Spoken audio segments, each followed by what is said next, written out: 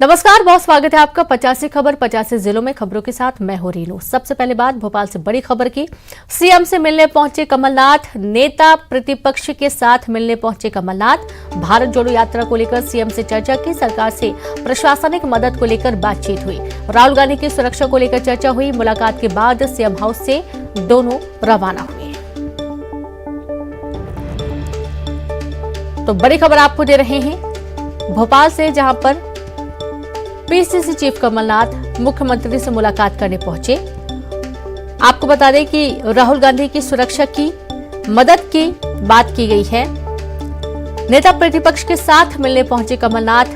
भारत जोड़ो यात्रा को लेकर सीएम से चर्चा की गई है। सरकार से प्रशासनिक मदद को लेकर बात हुई। राहुल गांधी की सुरक्षा को लेकर चर्चा। मुलाकात के बाद सीएम हाउस से दोनों रवाना हो गए।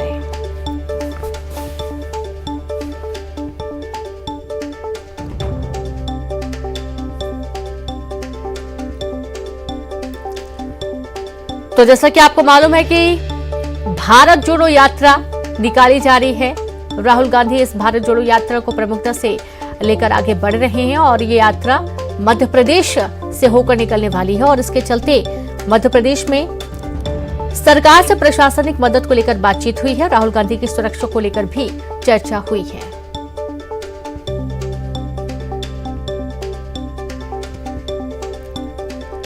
तो खबर भोपाल से है। सीएम से मिलने पहुंचे कमलनाथ, नेता प्रतिपक्ष के साथ मिलने पहुंचे कमलनाथ।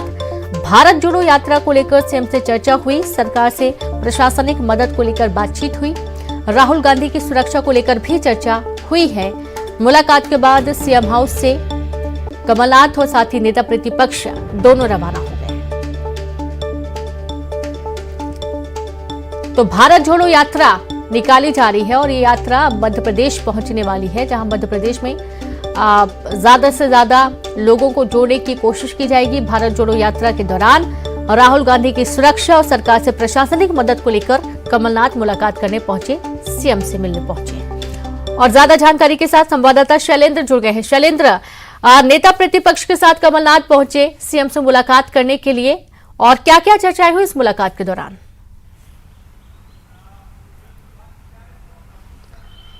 देखिए रीनू, 20 नवंबर की देर शाम को मध्य प्रदेश में भारत जोड़ो यात्रा पहुंच रही है और लगभग 3 दिसंबर तक ये यात्रा मध्य प्रदेश में रहेगी। लगभग 13 दिन जो है वो मध्य प्रदेश में भारत जोड़ो यात्रा रहेगी। इस दौरान जो प्रशासनिक व्यवस्थाएं हैं, इसके अलावा कई तरह की जो अनुमतियां हैं वो उनको चाहिए, क्योंकि जिस तरीके से वो महाकाल कॉरिडोर में घूमने जाएंगे, इसके अलावा चाहे वह महू की बात हो या फिर नर्मदा दर्शन की बात हो, इस तरह की जो तमाम जो उनकी यात्रा के दौरान वो जिन जिन जगहों पर जाएंगे, कई जगहों की परमिशन की भी आवश्यकता है, तो वो प्रशासनिक स्तर पर उनको मदद की आवश्यकता रहेगी, तो उसको लेकर बात हुई। इसके अलावा सुरक्षा व्यवस्था को लेकर बात हुई, क्योंकि लंबा सफर जो है वो मध्य प्रदेश में राहुल गांधी करेंगे और ऐसे में तमाम यात्री जो है उनके साथ रहेंगे। इसके साथ ही बड़ी संख्या में मध्य प्रदेश के कांग्रेस नेता भी उनके साथ रहेंगे, तो सुरक्षा व्यवस्था को लेकर बात हुई या अन्य जो व्यवस्थाएं यात्रा के दौरान आवश्यक चाहिए होती है, उस सब को लेकर पूर्व मुख्यमंत्री कमलनाथ और वर्तमान मुख्यमंत्री शिवराज सिंह चौहान के बीच में मुलाकात हुई है। लगभग 20 से 25 मिनट तक इन दोनों लोगों की मुलाकात हुई। साथ में नेता प्रतिपक्ष डॉक्टर गोविंद सिंह भी मौजूद थे।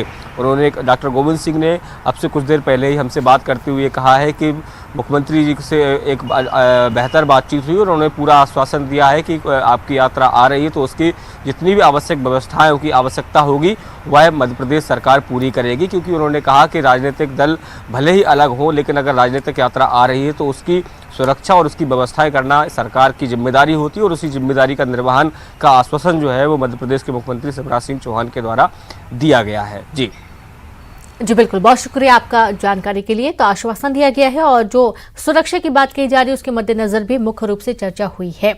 अगली बड़ी खबर का रुख करेंगे। बात करेंगे रायपुर से अहम खबर की, जहां छत्तीसगढ़ में उपचुनाव की तारीख की घोषणा निर्वाचन आयोग ने चुनाव की तारीख का ऐलान कर दिया है। जहां भानु प्रतापपुर विधानसभा में उपचुनाव होना है और इस चुनाव के मद्देनजर तारीखों का ऐलान किया गया है। भानु प्रतापपुर में 5 दिसंबर को मतदान होगा, वोटिंग होगी और 8 दिसंबर को मतगणना होगी। मनोज मंडावी के निधन से ये सीट खाली हुई है। 10 से 17 नवंबर तक नामांकन किया जाएगा। 18 को नामांकन पत्रों की जांच की जाएगी।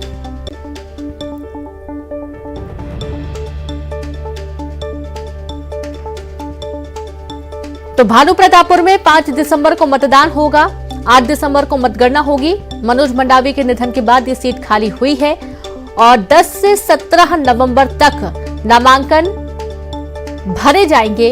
18 को नामांकन पत्रों की जांच होगी और पूरी प्रक्रिया के बाद 5 दिसंबर को भानु प्रतापपुर में उपचुनाव होना है, मतदान होना है। 8 दिसंबर को मतगणना होगी।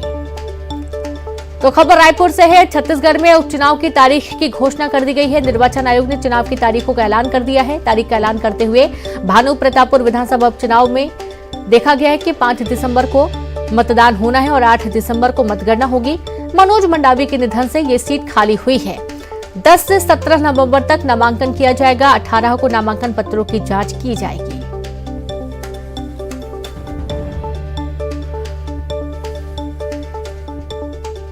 तो निर्वाचन आयोग ने चुनाव की तारीख का ऐलान कर दिया है। भानु प्रतापपुर विधानसभा उपचुनाव का ऐलान करते हुए 5 दिसंबर को मतदान होना है। 8 दिसंबर को मतगणना होगी। मनोज मंडावी के निधन से ये सीट खाली हुई है। 10 से 17 नवंबर तक नामांकन किया जाना है। 18 को नामांकन पत्रों की जांच होगी।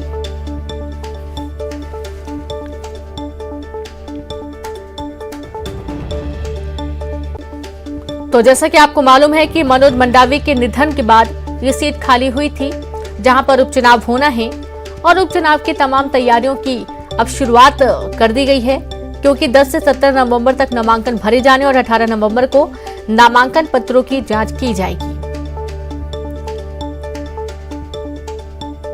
तो मुख्य रूप से जो टक्कर है वो बीजेपी और कांग्रेस के बीच रहने वाली है।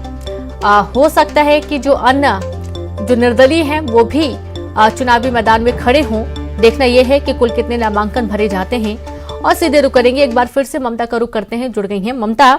निर्वाचन आयोग ने चुनाव की तारीख का ऐलान कर दिया है। 5 दिसंबर को भानु प्रतापपुर विधानसभा में उपचुनाव होना है, मतदान होना है।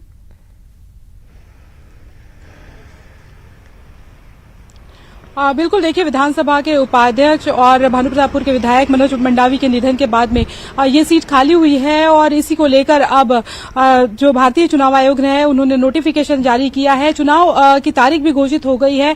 5 दिसंबर को मतदान होगा और 8 दिसंबर को इसके नतीजे जारी किए जाएंगे और इसी को लेकर आज राज्य निर्वाचन आयोग 3 बजे प्रेस कॉन्फ्रेंस भी करने वाले हैं और तैयारियों को लेकर जानकारी देंगे। चुनावी तैयारियों को लेकर अगर हम बात करें कि पार्टियों की तरफ से अगर हम देखें तो बीजेपी और कांग्रेस दोनों ही का कहना है कि बीजेपी लगातार ये कह रही है कि उन्होंने अपनी तैयारियां शुरू कर दी है।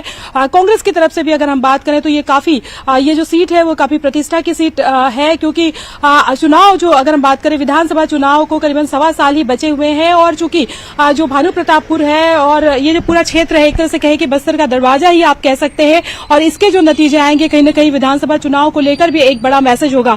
और यही वजह है कि दोनों पार्टियों ने अपनी जो है वो ताकत झोंकने की बात कही है। और इसके साथ ही जो आप पार्टी है उनका कहना है कि उन्होंने भी अपनी तैयारी शुरू की है। निर्दलीय भी खड़े हो सकते हैं। सवाल इस बात को लेकर है कि टिकट किसे मिलेगा कांग्रेस की तरफ से। और जिस तरह से स्वर्गीय मनोज मंडावी की जो पत्नी है उनसे हमारी बातचीत हुई थी तो उनके रुख से तो ये लग रहा था कि वो चुनाव लड़ने को लेकर एक तरह से कहें कि सभी लोग उनको तैयार कर रहे हैं, क्योंकि एक बड़े लीडर थे मनोज मंडावी और काफी नाम था उनका, जाने माने विधायक रहे हैं वो।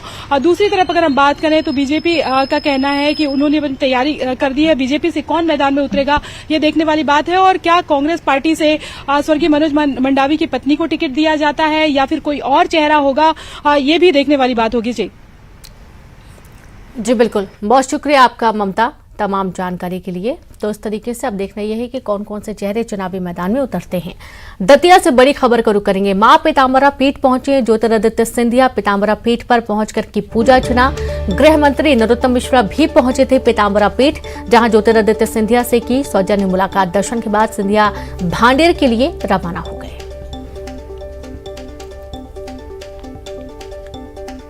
तो दतिया से आपको ये बड़ी खबर दे रहे हैं, जहां पर ज्योतिरादित्य सिंधिया मां पीताम्बरा पीठ पहुंचे। मां पीताम्बरा पीठ पर पहुंचकर पूजा अर्चना उन्होंने की। गृह मंत्री नरोत्तम मिश्रा भी पहुंचे थे पीताम्बरा पीठ। ज्योतिरादित्य सिंधिया से सौजन्य मुलाकात की गई। दर्शन के बाद सिंधिया भांडेर के लिए रवाना हो गए हैं। बड़ी खबर है दतिया से।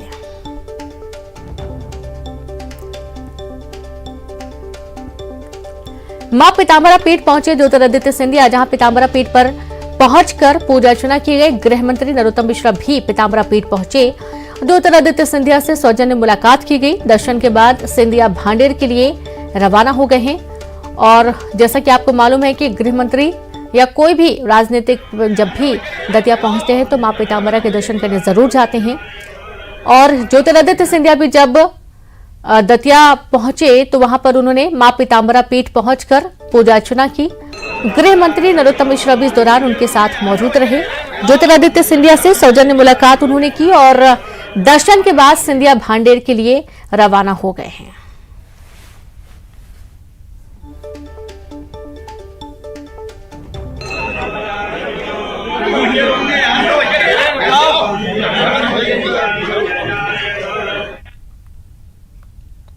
और चलिए अब रुख करेंगे फास्ट खबरों का।